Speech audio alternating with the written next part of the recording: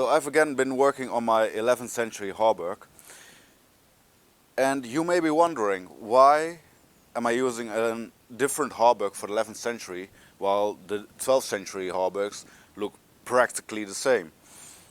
In this video I'll be explaining what those differences are. If you're wondering about the big hole in front, I'll leave a link to the video. I've had some fun with the hauberk. Fun as in shooting at it with a 150-pound crossbow. So now, let's get started.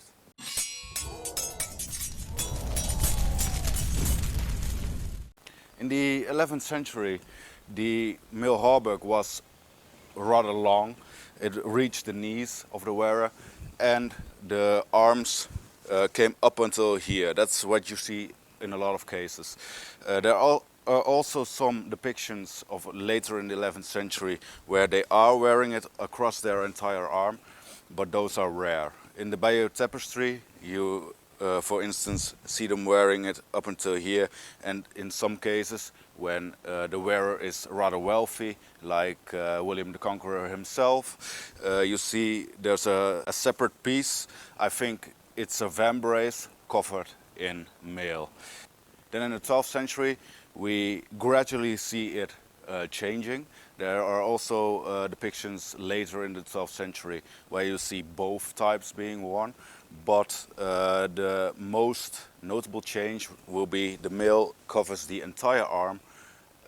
Later even, in the end of the 12th century, you'll see them also covering the hands. There are also some differences in the way the sleeves are tailored. In some depictions of the same period, you see them being worn rather loose, like this. And in some other depictions, you see them being worn rather tight. But as the 12th century progresses, you see the tight-fitting sleeves, they take over. Especially when wearing gloves, even later, they need to be tight. But you can imagine why they are being so floppy in some instances, because then you don't need a separate lace to lace the two halves together. Then you can just stick your arms in and you're done. In the 12th century you can clearly see the laces being worn at the back of the chausses. In the 11th century you can't see that being depicted, but I think that's more of an artistic interpretation. They could very well look exactly the same, with the only difference being in the 12th century it goes around the foot, and in the 11th century not. In both centuries you also see them wearing a hood that's directly attached to the male hauberk. Not always. In the 11th century you also see a lot of depictions where they are not having that, but in the 12th century it seems to be becoming more of a norm that everyone is wearing such a thing. Of course not always, but in most instances. Sometimes in the 11th century you see, as in the Bayeux tapestry, but also I found an example of Spain in the 11th century, where they are having a separate male piece. It's either to give the wearer extra protection in that area, because it's a very vital area.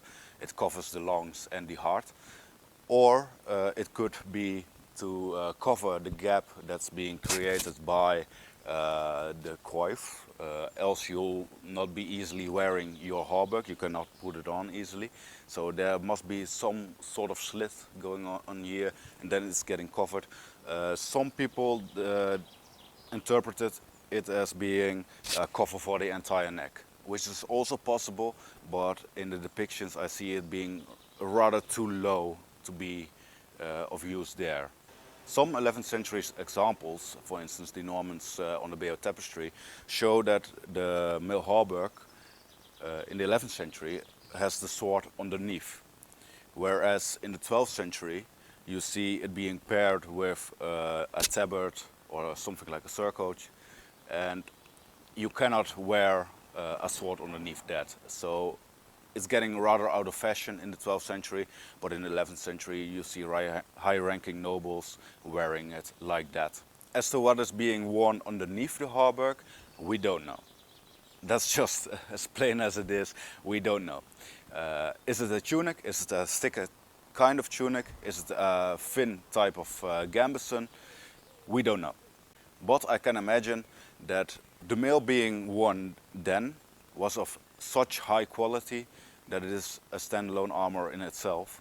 Of course, in terms of having extra protection, something underneath to cushion the blow or act as a type of composite armor, that would be fantastic. But my main issue with wearing mail is not the weight, it's just how hot it can get. If you're wearing that, the heat can't go anywhere. If you're also wearing something like a gambeson, especially in the Holy Land, I think they would have done away with that and just worn a light tunic underneath. So this has been my video. Thank you all very much for watching and have a good day.